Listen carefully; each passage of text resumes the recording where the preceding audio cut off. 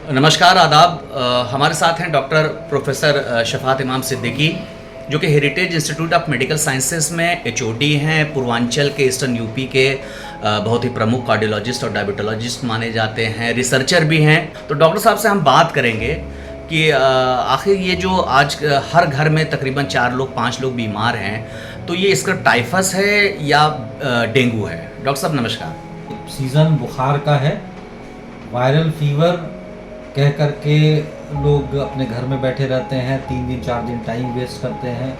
बुखार अगर बदन हाथ में दर्द के साथ हो रहा है, उल्टियाँ आ रही हो, पेट में दर्द हो रहा हो, सर में दर्द हो रहा हो, तो अपने चिकित्सक से ज़रूर मिलें। तो डेंगू एक बीमारी है जो लोग अब काफ़ी वाकिफ़ हो चुके हैं उस नाम से। उसके अलावा कुछ ट्रॉपिकल डिजीज़ेज़ हैं, जैसे आपने अपना अभी नाम लिया स्क्रब टाइफस।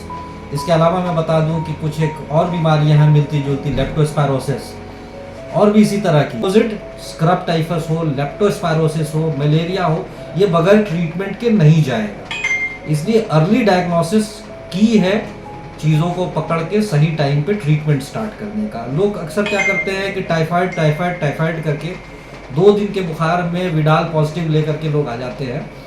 विडाल जो टेस्ट है वो यूजुअली 7वें दिन या उसके बाद कराना चाहिए, या उसको राइजिंग टाइटर देखा जाता है, तभी वो बेहतर और सही आपको रिजल्ट बताएगा और ट्रीटमेंट में मदद देगा। तो सारांश ये है कि आप अपने चिकित्सक से मिलें, उसके ऊपर भरोसा करें कि वो आपके लिए जो बेहतर टेस्ट होगा वो टेस्ट करके आपके डायग्नोसिस बनाएगा और डायग्नोसिस लेकर के ट्रीटमेंट देगा। आम धारणा ये बन गई है कि अगर 1 लाख भी प्लेटलेट है तो लोग कह रहे हैं यार प्लेटलेट बहुत कम आ गया है। तो डॉक्टर साहब ये है क्या मामला? प्लेटलेट आपके बोन मैरो से बनती है। बीमारियां बहुत सारी हैं जो प्लेटलेट कम कराती हैं। डेंगू हर आदमी जानता है कि प्लेटलेट डाउन कराता है। आपको मैंने अभी लेप्टोस्पायरोसिस बताया, स्क्रब टाइफस बताया। इनफैक्ट किसी भी वायरल डिजीज में प्लेटलेट थोड़े डाउन हो सकते हैं।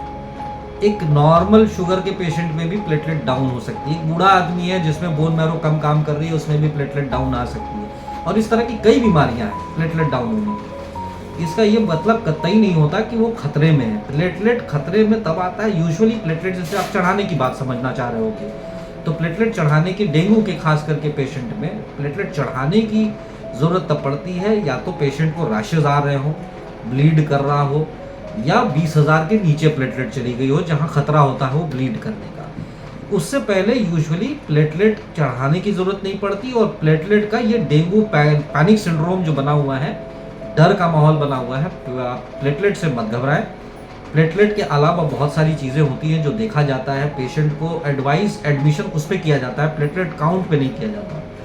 मैं प्लेटलेट काउंट पे कभी एडमिट नहीं करता। प्लेटलेट काउंट 20,000 के नीचे है तो एक अलग बात है, अदरवाइज प्लेटलेट से आप ना घबराएं। प्लेटलेट देख करके पैनिक ना हो, अपना इलाज ढंग से लें, ट्रीटमेंट सही लें, पेन किलर्स ना लें, पेन किलर्स को अवॉइड करें।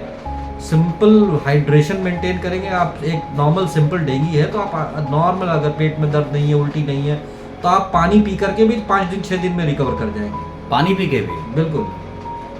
आप बुखार के लिए पैरासीटामोल ले लीजिए, आप अच्छे से जूसेस और पानी पीजिए, आपका हाइड्रेशन मेंटेन रहेगा, आपका डेंगू ठीक हो जाएगा 5 दिन में। तो जैसे कि बदन हाथ में अगर दर्द बहुत ज़्यादा हो रहा है तो ये क्या पैरासीटामोल भी उसको सही कर सकता है?